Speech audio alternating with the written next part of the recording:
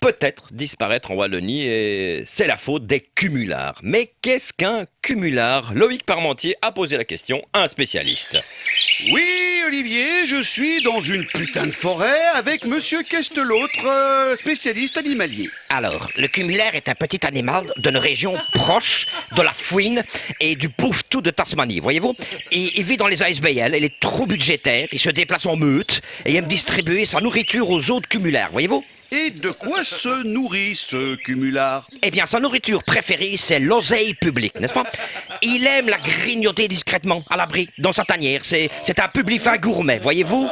C'est formidable, et je suppose qu'il vit surtout à la campagne. Non, il y a le cumulaire des villes et le cumulaire des champs. Le cumulaire des champs, en latin Cumulardus tecteus, vit près des réseaux électriques, où il trouve une nourriture qu'il affectionne, le jeton de présence. On le reconnaît à son cri, et le vauvoute. C'est-à-dire, vous, vous.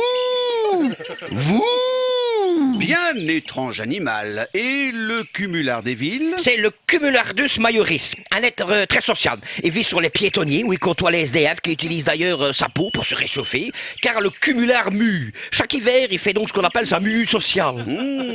Et il a des prédateurs, cet animal? Oui, il a le citoyen fulminant qui détruit ses stocks d'oseille, mais le cumulaire a toujours un stock plus grand à portée de main, voyez-vous.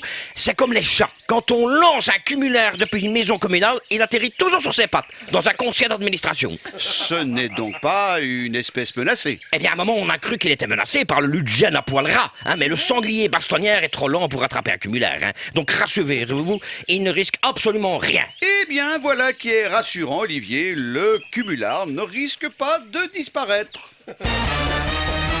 L'émission, elle est terminée.